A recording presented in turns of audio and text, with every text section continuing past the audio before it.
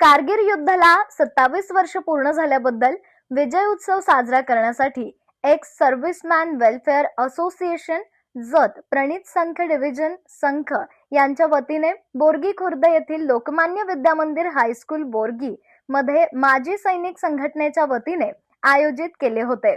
या कार्यक्रमासाठी प्रमुख उमदी पोलीस ठाण्याचे सहाय्यक पोलीस निरीक्षक गणेश एस वाघमोडे, माजी सभापती आर के पाटील, माजी सैनिक संघटनेचे जत तालुका अध्यक्ष सिद्धू गायकवाड, उपाध्यक्ष शंकर माने, निवृत्ती माने, विठ्ठल डिस्कर, भावसाहेब पाटील, शेखर उमरे, अब्बास सय्यद, महबूब मकानदार, बसवराज बिरादार, बहुसंख्येने माजी सैनिक, ग्रामस्थ व शाळेतील विद्यार्थी व प्रतिष्ठित व्यक्ती उपस्थित मध्ये कारगिल विजय सोहळा संपन्न झाला।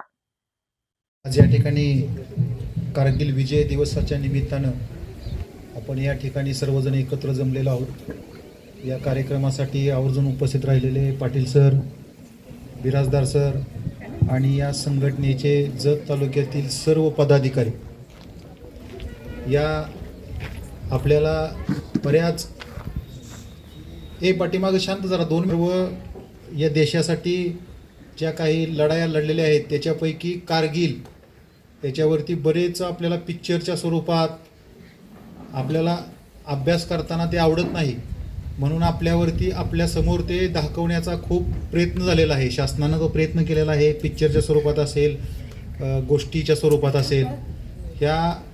यातील समोर बसलेले जे विद्यार्थी आहेत त्यांच्या जन्मापूर्वीच्या कदाचित ह्या सर्व गोष्टी असतील कारगिलच्या, तर त्या कारगिल हे का घडलं किंवा तेथील भौगोलिक परिस्थिती जी काय होती त्याचा कसा घुसखोरांनी, पाकिस्तानी घुसखोरांनी कशा प्रकारे फायदा घेतला, ह्या सर्व आख्यायिका या संघटनेचे जे पदाधिकारी आहेत ते तुम्हाला गोष्टी स्वरूपात सांगतील, त्याच्या मी खोलामध्ये जाणार नाही।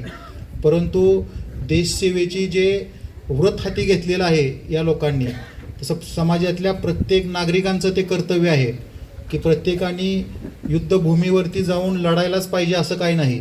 देशसेवा म्हणजे समाजातील नागरिकाशी एकमेकांनी सौजन्याने वागणे, हे सुद्धा देशसेवा आहे। ಆಗಿರಬೇಕು ಅವ್ರ ಏನೇ ತಂದೆ ತಾಯಿಗಳಿಗೆ ತೊಂದರೆ ಜಗತ್ತಾಯ್ತಪ್ಪ ಅಂದ್ರೆ ಅವರ ಕಾಲು ಹತ್ತು ಹಿಡ್ಕೊಂಡು ಎಲ್ಲ ಕಾರ್ಯಗಳನ್ನು ಮಾಡುವಂತ ನೀವು ಸಿದ್ಧತೆಯಿಂದಿರಬೇಕು। ಈಗ ಯುದ್ಧ कारगिल ಅಂದ್ರೆ ನಾ ಬಹಳ ಮಂದಿ ಬಹುತೇಕ ಗೊತ್ತಾಗಿತ್ತು, ಇಲ್ಲ ನನಗೆ ಸಂಶಯ ಐತಿ। ಯಾಕಂದ್ರೆ ಕಾರ್ಗಿಲ್ ತಂದು ಕೂಡಲೇ ಇದೊಂದು ಯುದ್ಧದ ಸ್ಥಳ ಏನಾಗಿತ್ತು, ಆ ಕಾರ್ಗಿಲ್ದೊಳಗೆ ಖಂಡಿದಿಂದಾಗ ಕೇಳ್ರಿ ಜರ ಒಂದು ಎಡ್ಡೆ ಮಾತು ಕೇಳ್ರಿ, ಇದು ಕಾರ್ಗಿಲ್ ಅಂದ್ರೆ ಏನು ಗೊತ್ತರಿ ಆಗಿ ನಿಮ್ಗ?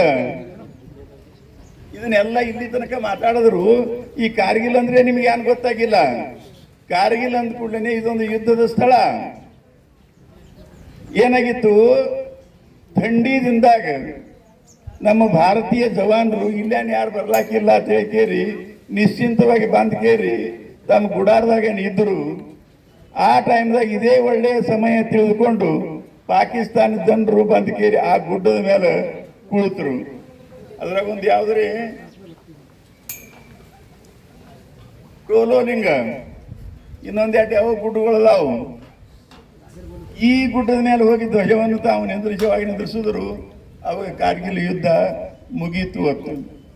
ಆದ್ರೆ ಆ ಗುಡ್ಡ ಎಂಥದಿತ್ತು, ಅಗದಿ ಸ್ಟೇಟ್ ನಮ್ಮಲ್ಲಿ ಗಾಡಿಗಳು ಇರ್ತಾವಲ್ಲ, ಮನೆಗಳು ಗಾಡಿ ಇದ್ರು ಮಾಡೋದು ಇವಂತ ಅನ್ನೋದಕ್ಕಿಂತ ಗುಡಿಗಳು ಇರ್ತಾವ ನೋಡಿ, ಮೊದಲೇನು ಹಳಿ ಗುಡಿಗಳು, ಅಂಥ ಗುಡ್ಡಿತ್ತದು। ಅಲ್ಲಿ ಮ್ಯಾಲ ಜಗತ್ತ ಏರ್ಬೇಕು ಅಂತಂದ್ರೆ ಅಲ್ಲಿ ಕೈಯಾಗಿ ಛಾಣ ತೊಗೊಂಡ್ಕೇರಿ ಅದನ್ನು ಪಡಿಬೇಕಾಗ್ತಿತ್ತು, ಮ್ಯಾಲ ಹತ್ತಬೇಕಾಗ್ತಿತ್ತು।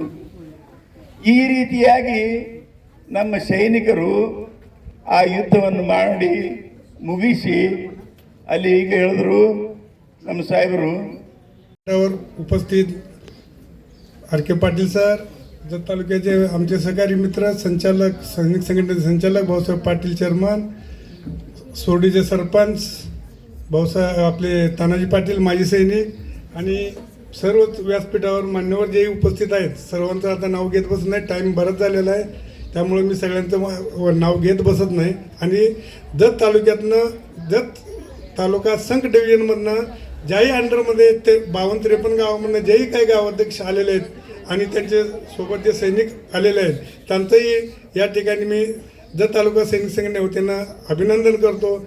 आणि माझे 2 शब्द चालू करतो. त्याच्यापूर्वी कारगिल डे, आता आपल्या अब्बासबाईंनी सांगितलं कारगिल डे म्हणजे काय आहे कारगिल.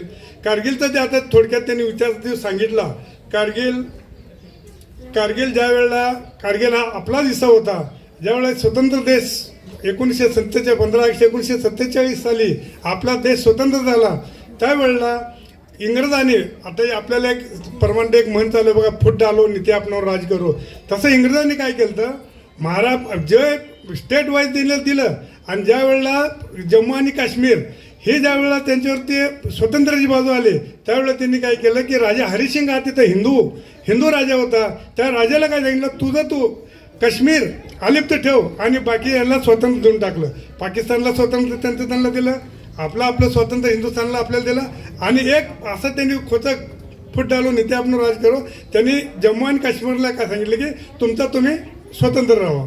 मग स्वतंत्र राहा म्हणल्यानंतर ते स्वतंत्र राहिलं, देश सोडून गेले इंग्रज, आपलं स्वतंत्र झालं, त्यांचं त्यांना झालं.